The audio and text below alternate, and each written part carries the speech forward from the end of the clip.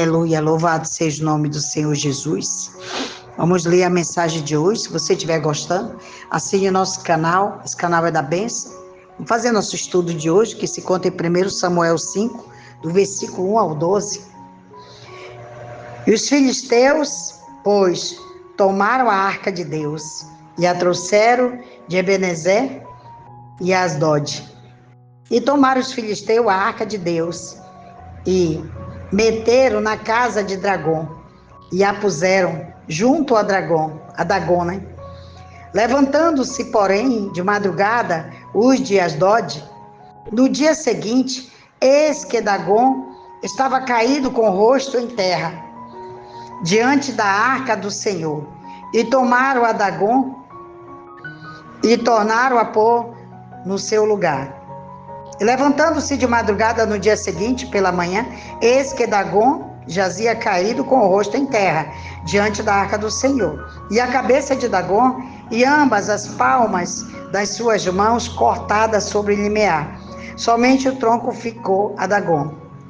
Pelo que nem os sacerdotes de Dagom, nenhum de todos os que entram na casa de Dagom, pisam o limiar de Dagom, em Asdod, até o dia de hoje. Porém, a mão do Senhor se agravou sobre os de Asdod, e os assolou, e os feriu com hemorroidas, Asdod e aos seus termos. Vendo então os homens de Asdod que assim era, disseram: não fique conosco a arca de Deus de Israel, pois a sua mão é dura sobre nós e sobre Dagom, nosso Deus. Pelo que enviaram e congregaram a si todos os príncipes dos filisteus e disseram: que faremos nós da arca de Deus de Israel? E responderam: a arca de Deus de Israel dará volta a Gate. E assim rodearam com a arca de Deus de Israel. Sucedeu que, desde que rodearam com ela, a mão do Senhor veio contra aquela cidade, e com muito grande vexação, pois feriu os homens daquela cidade, desde o pequeno até o grande, e tinham hemorroidas nas partes secretas. Então enviaram a arca de Deus a Acrom. Sucedeu, porém, que vindo a arca de Deus a Acrom, os de Acrom exclamaram dizendo: transportaram para nós a arca de Deus de Israel, para nos matarem, e nós e ao nosso povo.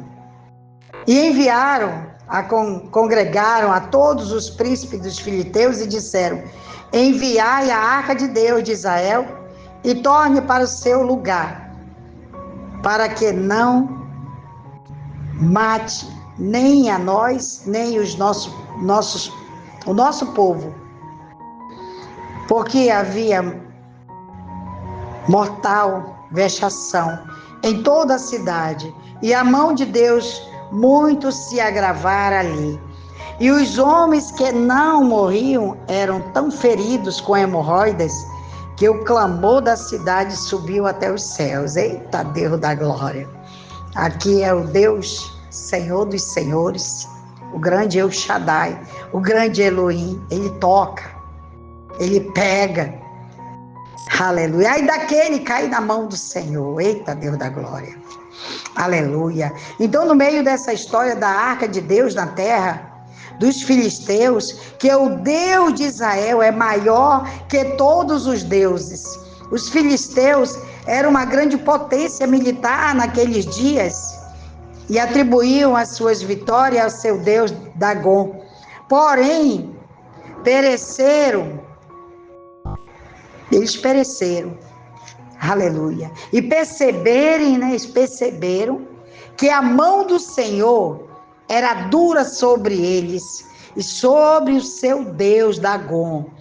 Tiveram que reconhecer a supremacia do Deus de Israel sobre os falsos deuses. Aleluia, Deus. O Senhor Deus em eleger Israel como seu povo escolhido era revelar ao mundo sobre o Deus vivo e verdadeiro. Está lá em Deuteronômio 4, do versículo 6 ao 20. Cada nação em volta de Israel possuía um ídolo para adorar, e elas atribuíam as suas vitórias militares a esses ídolos, adorados como deuses. Porém, quando Israel era derrotado, não era porque os deuses daquelas nações eram mais fortes, e sim porque o próprio Deus de Israel estava punindo o seu povo por alguma desobediência aos seus mandamentos. Lá em 1 Samuel 5, do versículo 1 ao 5, os filisteus colocaram a arca de Deus de Israel no templo dos seus deuses, Dagom, seu deus Dagom, como se fosse um troféu. Porém, ao verem Dagom caído com o rosto em terra diante da arca do Senhor, além de sofrerem com as pragas enviadas pelo Senhor sobre eles, tiveram que reconhecer a supremacia do Deus de Israel. Existe um protocolo de hierarquia. O menor deve inclinar-se diante do maior. Se Dagom pudesse falar, ele diria aos seus devotos, aleluia, filisteus, que estava se inclinando diante do maior. Pouco antes de Israel sair do Egito, o Senhor também derramou juízo sobre todos os deuses do Egito, mostrando aos egípcios que Deus de Israel é o Senhor de toda a terra. Em 2 Crônicas 2, do versículo 5, Salomão disse a Irão, rei de Tiro, o seguinte: e a casa que estou para edificar há de ser grande, porque nosso Deus é maior do que todos os deuses. Lá em 2 Crônicas 32, do versículo 7, sobre a ameaça de Senaqueribe, rei de Assíria, o rei Ezequias disse com firmeza: esforçai-vos e tende bom ânimo, não temais, não vos espantei por causa do rei da Síria, nem por causa de toda multidão que está com ele, porque há um maior conosco do que com ele. O Deus de Israel é mesmo o maior. Lá no Salmo 96, do versículo 4 e 5, o salmista disse: porque grande é o Senhor e digno de louvor, mas tremendo de que todos os deuses, porque todos os deuses dos povos são coisas vãs. O Senhor, porém, fez os céus. O salmista ainda relata aqui, também pergunta, né? Que Deus é tão grande como o nosso Deus? Aleluia. Nós glorificamos o Deus por ter escolhido o povo de Israel para se revelar ao mundo como Deus vivo e verdadeiro, e por ter enviado seu Filho, Jesus Cristo, como Salvador do mundo.